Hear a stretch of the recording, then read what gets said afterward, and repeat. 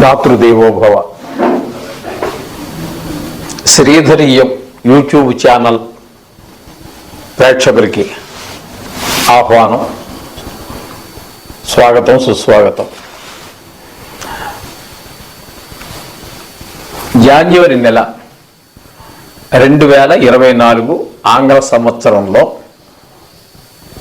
వృషభ రాశి వారికి ఏ విధంగా గ్రహచారం మాత్రమే, ఇది మాత్రం జాతకం కాదు. జాతకానికి అనుసంధానం చేసుకుని చూసుకుంటే మరింత మంచి ఫలితాలు ఉంటాయి. అది చూడకుండా ఇదే చూసుకుని ఇదే జాతకానికి మాత్రం భ్రమపడద్దు. దీని ఫలితం కూడా ఉంటుంది, ఎంతో కొంత, ఉండదని కాదు. ఇది ప్రాముఖ్యత లేదంటే ప్రాముఖ్యత ఉన్నదే, కానీ దాని ఫలితాలకి దీనికి అనుసంధానం చేసుకుంటే వచ్చేటటువంటి ఫలితాలు చాలా చక్కగా ఉంటాయి. అంచేత జాతకం సరి అయినటువంటి జ్యోతిష్య చేత చెప్పించుకోండి. ఇక గోచారం రీత్యా మనకి ఎట్లా ఉంటుంది అంటే, ఈ వృషభ రాశి వారికి కొంచెము మనం పోయిన సంవత్సర ఫలితాల్లో చెప్పుకున్నట్టుగా గురు, రాహు, శని, కేతువుల యొక్క ప్రభావం యథాతథంగానే ఉంటుంది. ఇకపోతే మాస ఫలితాల దగ్గరకు వచ్చినట్లయితే ఇక్కడ అష్టమంలో రవి, బుధ, కుజ 3 గ్రహాలు సంచారం ఎంత మాత్రమో కూడా మీకు శుభ ఫలితాన్ని ఇయ్యజాలవండి. అందుచేత ఈ శుక్రుడు అంటారా, మీకు సప్తమ భావంలో ఉన్నాడు కాబట్టి కొంతవరకు పర్వాలేదు. రవి, బుధ, కుజుల యొక్క సంచారం మాత్రం కొంచెం మీకు కష్టాలు కలిగించేటట్టుగానే ఉంటుంది. చంద్రుడి యొక్క సంచారం గురించి మనం చెప్పుకోము, మాస ఫలితాల్లో చెప్పుకోలేము. అది మళ్ళీ దినఫలాల్లోనూ వార ఫలాల్లో మాత్రమే చెప్పుకోవడం అవుతుంది. అందుచేత ఈ గోచార చంద్రుని చెప్పుకోవట్లేదు, కుజులు బాగానే కొంచెం పర్వాలేదు. ఇకపోతే చంద్ర, బుధ, కుజుల యొక్క అనుగ్రహం మాత్రం మీకు కొంచెం కష్టంగానే ఉంది. అందుచేత జాగ్రత్తగా మెసులుకోవాలి. బండి డ్రైవింగ్ చేసేటప్పుడు కానీ, అష్టమంలో మీకు కుజ సంచారం కొంచెము యాక్సిడెంట్స్ అయ్యేటట్టు అవకాశం ఉంటుంది. ఆరోగ్యం కొంచెం అష్టమంలో రవి ఉండటం వల్ల అది కొంచెము ఆరోగ్య విషయంలో దెబ్బతీసే అవకాశం ఉంటుంది. బుధుడు మన ఆలోచన విధానంలో కూడా సరిగా మన తెలివితేటలు పనిచేయకపోవచ్చు. అలాగే ద్వితీయ పంచమాధిపత్యం వచ్చింది కాబట్టి ఆయన అష్టమంలో ఉండటం వల్ల ఆయన కూడా సరి అయినటువంటి రిజల్ట్ ఇవ్వడు. మనం సంవత్సర ఫలితాల్లో చెప్పుకున్నట్టుగానే మనకి రాహు అనుకూలంగానే ఉన్నాడు, గురువు అనుకూలంగా లేడు, కేతు అనుకూలంగా లేడు, శని పర్వాలేదనుకోండి, స్వక్షేత్రము. అందుచేత మొత్తం మీద ఈ వృషభ రాశి వారికి కొంత అననుకూలమైనటువంటి పరిస్థితి. కాబట్టి ఒకరితో వివాదాలకు దెక్కండి, ఆఫీసులో కానీ ఇంట్లో కానీ దాన్ని అక్కడ కట్ చేసేస్తూ ఉండండి. ఎక్కడికక్కడ ఎందులోనూ ఒక అడుగు వెయ్యాలి అంటే 1కి 4 సార్లు బాగా ఆలోచించి స్టెప్ తీసుకోండి, అడుగు వెయ్యండి. ఎవరితోటి మాట దురుస్తనం కానీ ఈ నెల రోజుల ఫలితాలు ఇవన్నీ మాస ఫలితాలు. జాన్యువరి నెల ఫలితం కాబట్టి ఆ నెల రోజులు కొంచెం జాగ్రత్తగా ఉండటం చాలా మంచిది. ఎందుకంటే ప్రతి నెల కంటే కూడా ఎక్కువగా ఉండాలండి. ఎందుకంటే మనకి ఈ జాన్యువరి నెలలో కొంచెం బంధు సమాగమం, అంటే బంధువులు అంతా మన ఇంటికి రావటమో లేకపోతే మనం బంధువుల ఇంటికి వెళ్ళటమో ఏదో జరుగుతూ ఉంటుంది. అటువంటప్పుడు గబుక్కుని అవతల వాళ్ళు ఏదైనా మాట్లాడచ్చు, అంత మాత్రాన గబుక్కుని ఆవేశపడమాకండి. 1-2 నిమిషాలు ఆలోచించి ఈ మాట అందామా వద్దా అని ఆలోచించుకొని నిదానించుకుని మాట్లాడండి. గొడవలకి తగాదాలకి విరోధంగా ఉంటుంది, దూరంగా ఉండండి. అలాగే డ్రైవింగ్ అప్పుడు కానీ, మాటప్పుడు కానీ, ఆరోగ్య విషయంలో కానీ తగు జాగ్రత్తలు తీసుకోవాలి. ఒక రకంగా ఇది ఈ నెల కొంచెం వృషభ రాశి వారికి అంత శ్రేయస్కరమైనటువంటి మాసంగా మనం భావించక్కర్లేదు. తగిన జాగ్రత్తలు తీసుకోండి.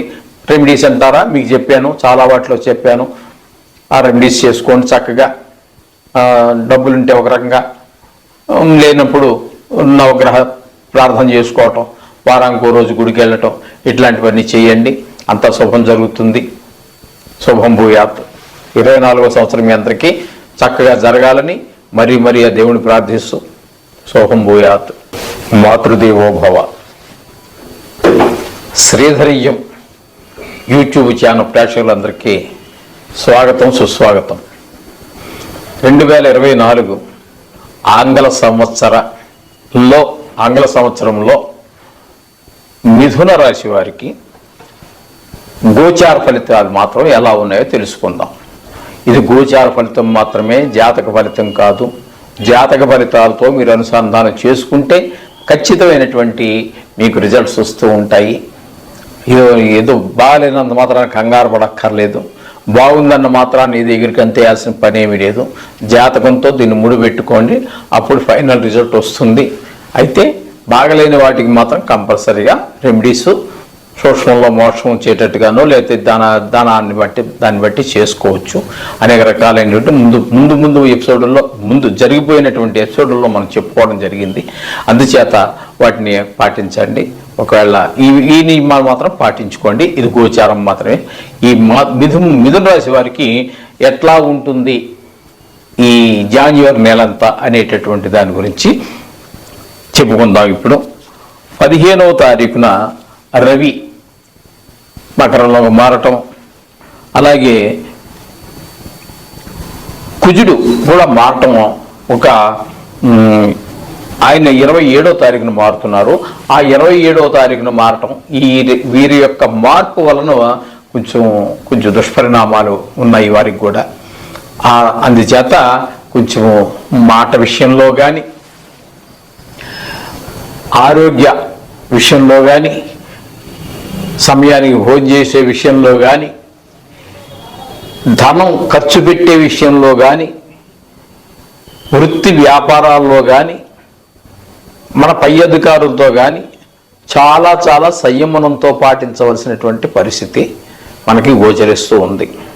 అందుచేత ఖర్చు పెట్టేటువంటి ప్రతి రూపాయి ఆలోచించి ఖర్చు పెట్టండి. ఇది అవసరమా కాదా అని 1-2 ఆలోచించండి. ముందుకు దూకేసేదో జేబులో డబ్బులు ఉన్నాయి కదా అని మాత్రం ఖర్చు పెట్టవద్దండి. అప్పుడు జోలికి అసలు వెళ్ళవద్దండి. ఉంటే కూడా ముందుకు దూకేసి ఖర్చు పెట్టాల్సిన పని లేదు. ఇది అవసరమా కాదా అనేది మీరు నిర్ణయించుకోండి 1-2 సార్లు. ఆ విధంగా చేసుకుంటూ ఆ ధనాన్ని వృధా చేయకుండా, మాట కూడా సంయమనం.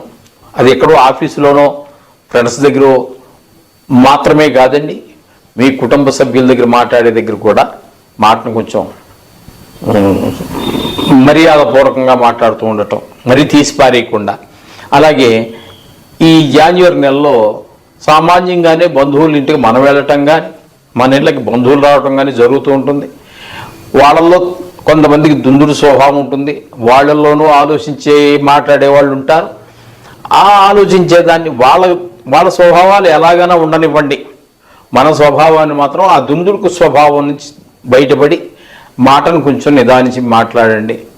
ఒకవేళ వాళ్ళు ఏదైనా తప్పుగా మాట్లాడినా మీరు సంయమనంతో మాట్లాడండి. తద్వారా గొడవ రాకుండా ఉండటమే కాకుండా మౌనైన కలహం నాస్తి అన్నారు. అంటే మౌనంగా ఉంటే గొడవ రాదన్నారు. అంత మాత్రానే కాదండి, మీరు మౌనంగా ఉన్నా కూడా అవతల వాళ్ళు దుందుడు స్వభావం ఉండొచ్చు. అందుచేత దాన్ని కూడా నిగ్రహించుకుని కాస్త మౌనం పాటించడం అనేటువంటి ద్వారా మనం కలహాలను నిరోధించవచ్చు. ఆ విధంగా మీరు ముందుకు వెళ్ళండి. ఇక మిగతా శని రాహు కేతువుల గురించి మనము సంవత్సర ఫలితాల్లో చెప్పుకున్నటువంటి ఫలితాలనే మళ్ళీ మీరు వాటిని కూడా ఫాలో అవ్వండి. ఈ గ్రహాల మొత్తంలో చంద్రుని యొక్క గమనం గురించి మనం మాట్లాడట్లేదు. ఇవన్నీ చేత చెప్పినటువంటి పరిష్కారాలు ఏవైతే ఉన్నాయో అందులో సంవత్సర ఫలితాల్లో చెప్పిన ఫలితాలు కావచ్చు, ఇక్కడైతే ఈ 3 గ్రహాల యొక్క ఈ 2 గ్రహాల యొక్క మార్పు ఇక్కడ జరుగుతున్నది కాబట్టి ఈ రెండింటికి కూడా ఏదైనా చేసుకోగలిగితే ఇవన్నిటికీ ఇలాంటి మరీ దినఫలాలు, వార ఫలాలు, మాస ఫలాలకి పెద్ద రెమెడీస్ ఉండవండి. సంవత్సర ఫలితాలకి మాత్రం మరి కొంచెం గట్టి పరిష్కారాలు చేసుకోవాలి. వీటికి ఏంటంటే మనం చెప్పుకున్నటువంటి దానాలు, వాటికి సంబంధించినటువంటి ఆ గ్రహ దోషాలకి కొన్ని నవధాన్యాలను ఉంటాయి. ఒక్కొక్క రాశికి ఒక్కొక్క గ్రహానికి ఒక్కొక్క ధాన్యం ఉంటుంది. ఆ ధాన్యాన్ని బ్రాహ్మణుడికి దానం ఇవ్వడం ద్వారా, ఆ నవగ్రహాల చుట్టూ తిరగటం ద్వారా, ఇప్పుడు కుజుడు ఉన్నాడు అనుకోండి, యాక్సిడెంట్స్ అయ్యేటువంటి అవకాశాలు అవి ఉన్నాయనుకోండి, ఆ 40 రోజులు కాస్త ఆ కుజుడికి ఒక 10 రూపాయల పాల ప్యాకెట్ ఏదో తీసుకుని ఆయన మీద నుంచి అభిషేకంగా చేసి తర్వాత మామూలు నీళ్ళు పోయాలని కంపల్సరీగా. మీరు ఏదో పాలు పోసి వచ్చేసి వెళ్ళిపోకూడదండి, చాలా తప్పు అది. దాని తర్వాత అక్కడ ఈగలు చీమలు అన్నీ వాళ్తాయి, అది మహాపాపం వస్తుంది. అందుచేత మీరు పంచామృతాల్లో దేంతో చేసినా వచ్చు, ఏ పళ్ళ రసంతో చేసినా చెయ్యొచ్చు. ఏది చేసినప్పటికీ కూడా తదుపరి మామూలు నీళ్లతో కూడా ఆయన స్నానం చేయించండి. ఈ విధంగా చేయడం ద్వారా మీకు ఆ ఫలితం లభిస్తుంది. ఏదో పాలు పోయమన్నారు సిద్ధాంతి గారు, లేకపోతే మా అయ్యగారు పోయమన్నారు, మా పంతులు గారు పోయమన్నారు అని చెప్పేసి పోసేసి మీరు తదుపరి నీళ్లు పొయ్యకుండా వెళితే అది మీకు పుణ్యం రాకపోగా వ్యతిరేకమైనటువంటి విరుద్ధమైనటువంటి ఫలితాలు మీరు అనుభవించవలసి ఉంటుంది. మన పరిపూర్ణమైన ఫలితం కావాలంటే మీరు ఏది చేసినప్పటికీ కూడా ఆ అభిషేకానికి తదుపరి మళ్ళీ మామూలు నీళ్ళతో అభిషేకం చేయవలసిందే. ఇదన్నీ గుర్తుపెట్టుకోండి. నవగ్రహ మంత్రాలు అవి ఈ చిన్న చిన్న రెమెడీస్ మరీ ఖచ్చితంగా పనిచేస్తాయండి. ఇటువంటి తక్కువ సమయం ఉండేటటువంటి ఈ మాస ఫలితాలకి, వార ఫలితాలకి, పక్ష ఫలితాలకి, దిన ఫలితాలకి ఈ చిన్న చిన్న రెమెడీస్ మరీ బాగా పనిచేస్తాయి. అందుచేత మనం ఆ పెద్ద వాటికన్నిటికీ మనం గత ఎపిసోడ్లో మనం ఈ రాశి వారికి, మిథున రాశి వారికి చెప్పుకున్నటువంటి దోషాలు ఏవైతే ఉన్నాయో వాటికి చేసుకోండి, సుఫలితాలు పొందండి. శుభం భూయాత్.